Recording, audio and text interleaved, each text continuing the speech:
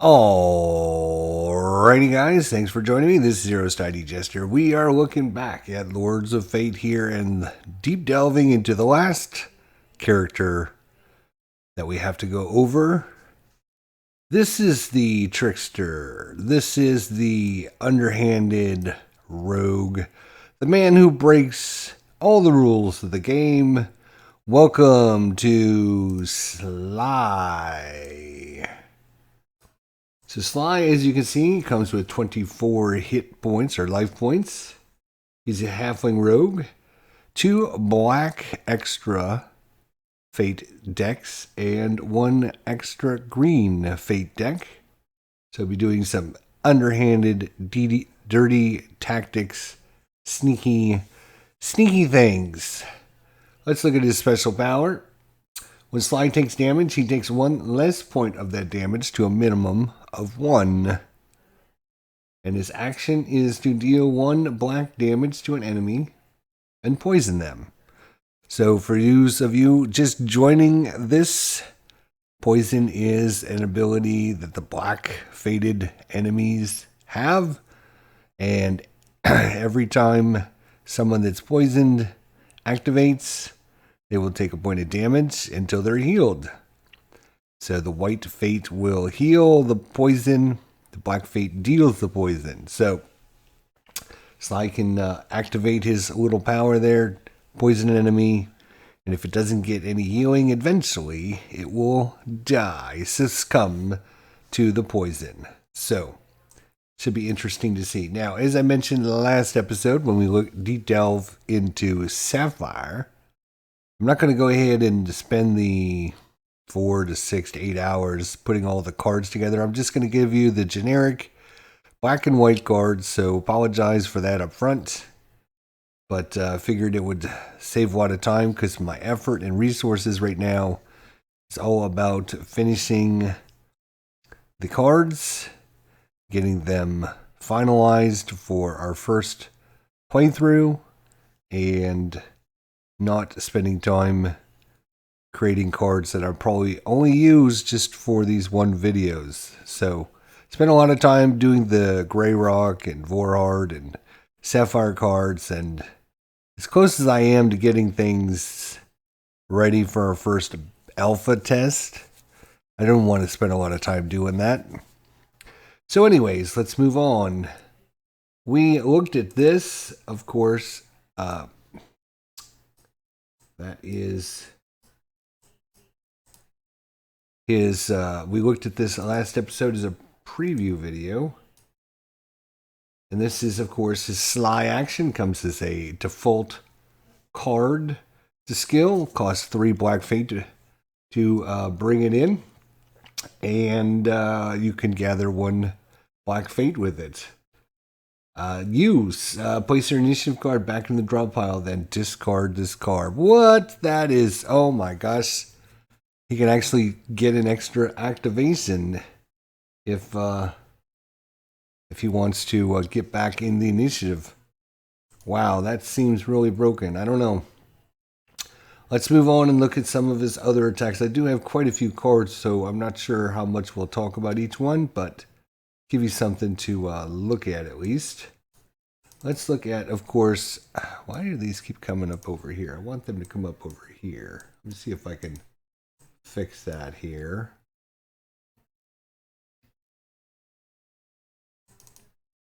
There. All right, there we go. So, of course, every good rogue needs a nice sneak attack ability. This is from the underhanded attack, black fated group.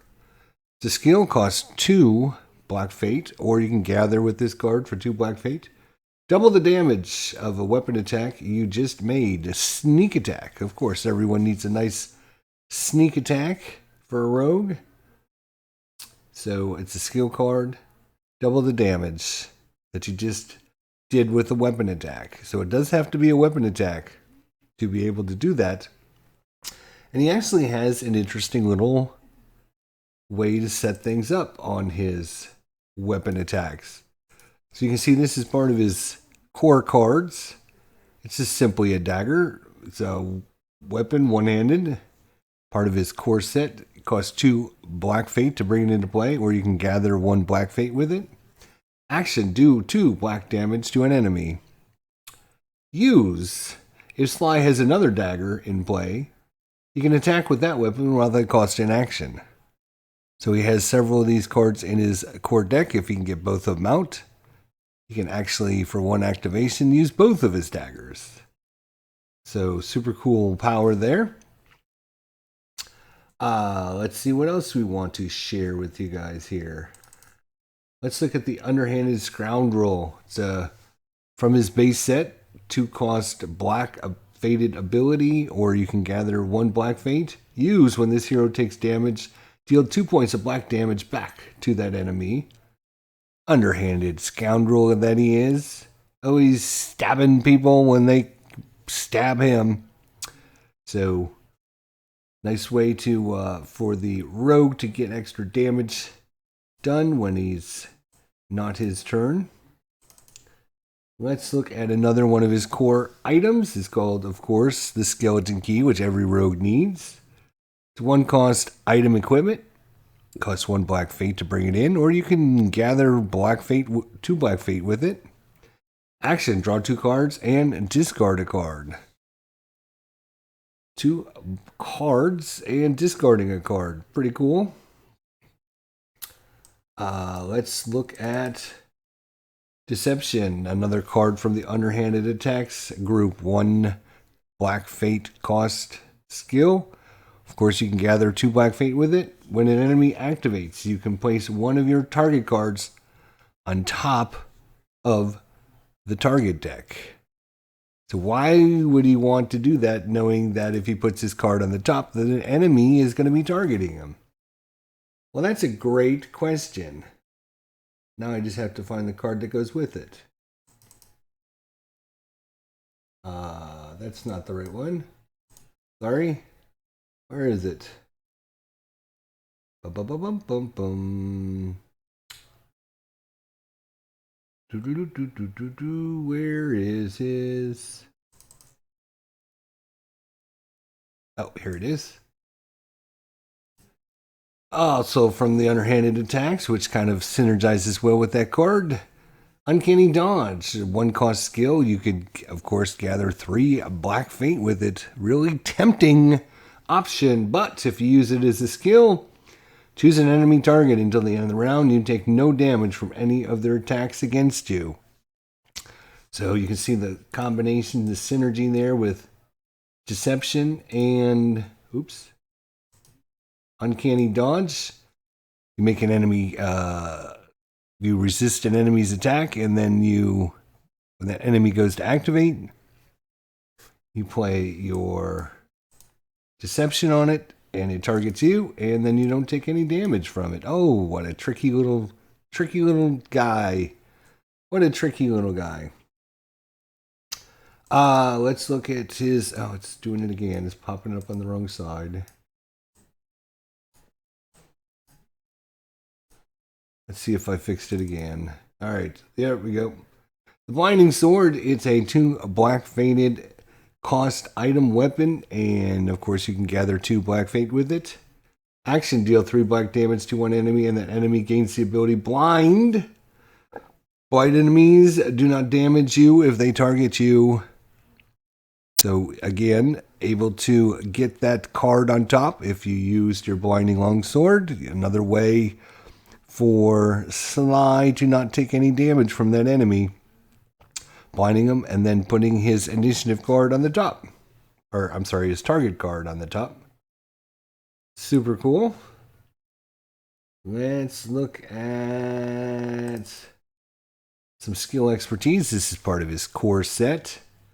It's a 3 cost ability, 3 black fate, or you can gather 3 black fate with it. As a use power, it costs you 1 less fate to play a skill card to a minimum of 1. So, because he's so proficient in his skills, it costs him 1 less once he's able to get this card into play. And once around, use the usability on it to make it cheaper to get his other skills into play. And a lot of the cards we've already looked at were skills. Not sure we looked at this one yet. Flanking enemy. Again, this is a skill card, so it costs him 1 less if he had his skill expertise in. 3 black fate, or you can gather 1 black fate with it. Deal 2 black damage to an enemy. And another hero can also perform a weapon attack against the same enemy with a weapon already in play. So this is actually, I believe, the first synergy card that we have in the game that I've shown you anyways, that will allow another hero to activate an ability during a different player's turn. There are several of those. We just haven't seen them or come across them in other people's decks. But flanking enemy, it is quite an expensive card. But of course, if you get that spill expertise in, do a little bit of damage and then have another ally do a weapon attack as long as they have a weapon in play. Seems like a really cool underhanded way to screw up the enemies. So, let's look at his green base cards that come. Again, he'll be about 2/3 black and 1/3 green as his cards. And he has the Perception card, 3-cost skill.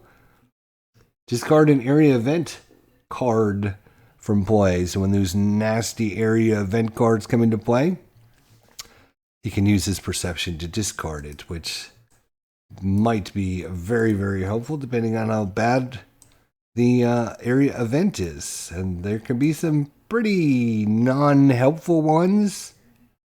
So let's look at another one of his core set green cards. Is called Precise Shot. It's a 1-cost green skill, or you can gather 2 green fate with it. When performing a ranged attack, you double the amount of damage you deal in that attack. So able to double his damage with his green attacks. And of course, to go along with that, we have the Mighty Sling.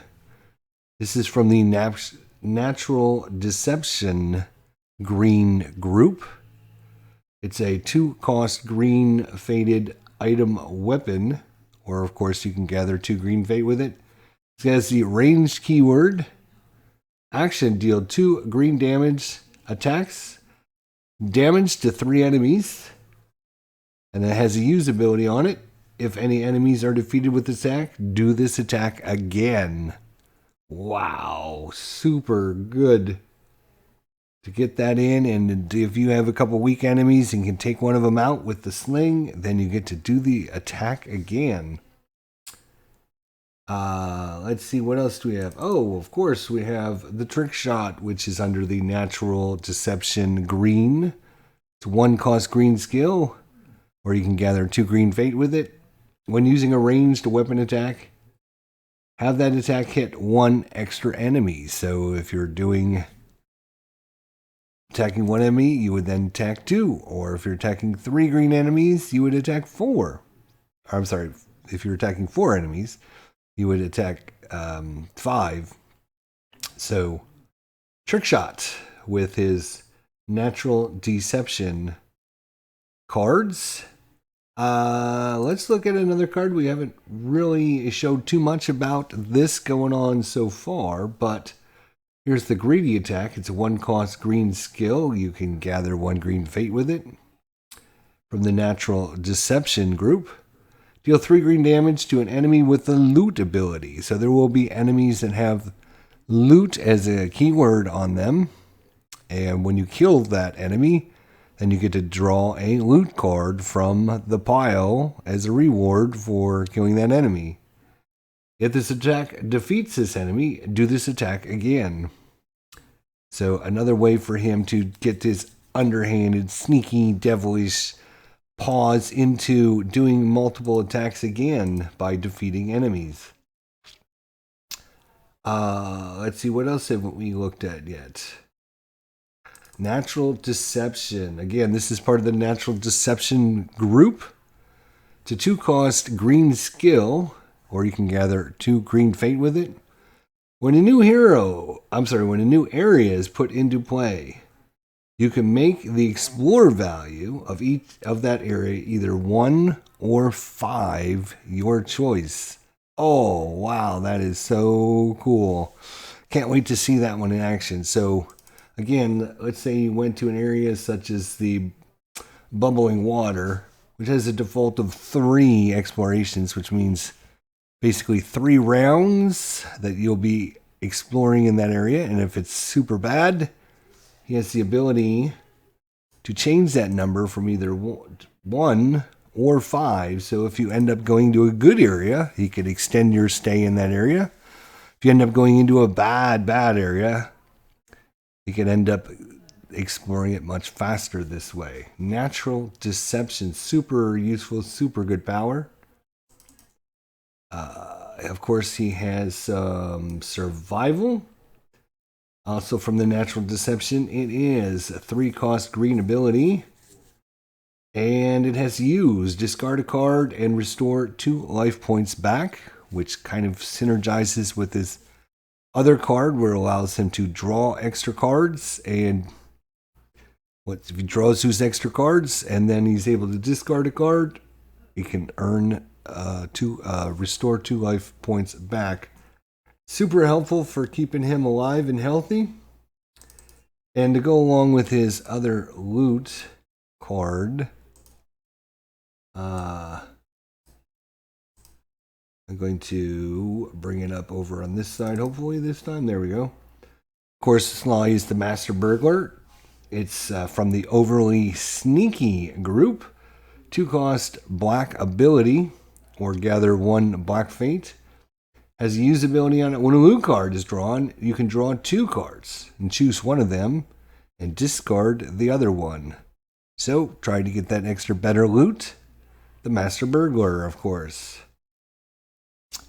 Let's see what else he has here. And part of the Overly Sneaky subgroup. 2-cost black ability, or gather 2 black fate. It has an action on it, so not a use ability. An action, you got to spend an action on it, but you can change 1 card from your hand with the card in your discard pile. So use a card that you want to get back. You can use your sleight of hand. Oh, that is so synergistic with the game. Exact power that you would think. The name and how does that incorporate into the game? Oh, that's just perfect, I think. Changing a card from your hand with a card in your discard pile, sleight of hand. It works so well. I mean, you couldn't ask for anything better, I don't think. Let's see, what else do we have? I guess we'll show a couple more here. Poison tip darts. It's an item, weapon, 2 green fates. Comes from his core set. Has a ranged ability, deal 1 green damage to 3 enemies. And it has a use power on it. Spend a black fate and poison all of those enemies. Oh my gosh. Super good way to get more poison on these enemies and have them take extra damage from being poisoned. Of course, if they get any healing, then of course that poison goes away. Let's see, what else do we have? I think that's about it. I'm trying to look through and see if there's any that we might have missed. I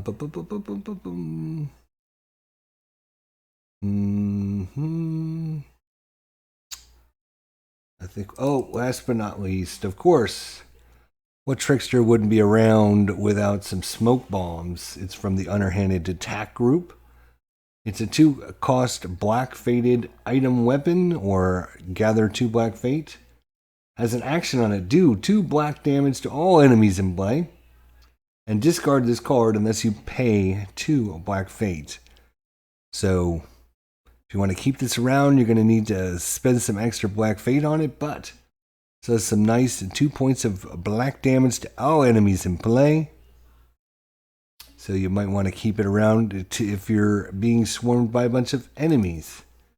So that's a look at Sly and his trickster kind of ways of doing things and his abilities to circumvent the rules and to sneak around and do all kinds of devilish, underhanded things.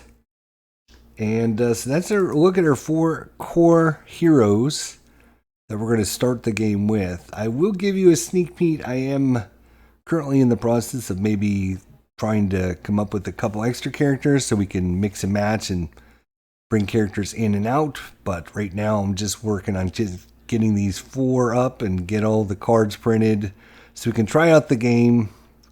As I mentioned before, there's not a lot of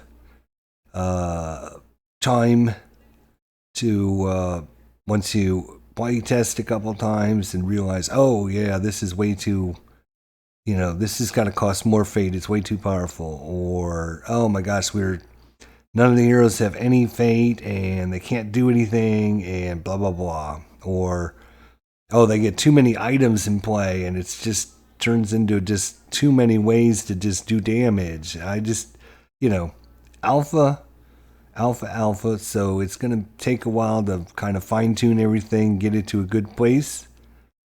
But I'm hoping to get at least the cards printed out and maybe next week sometime get a full start of a live stream going on so you guys can come check that out or check out the video afterwards and see how the game plays.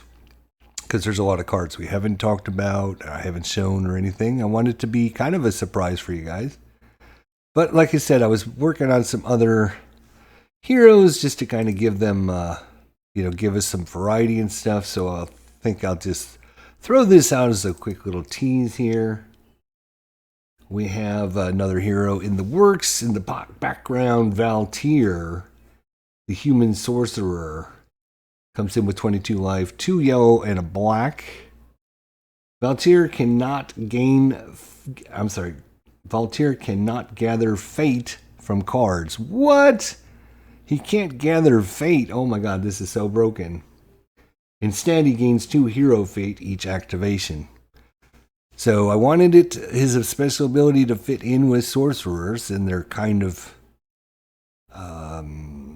the way they work inside a normal Dungeons and Dragons Pathfinder game. And that ability kind of suits them really well as they have just internal power.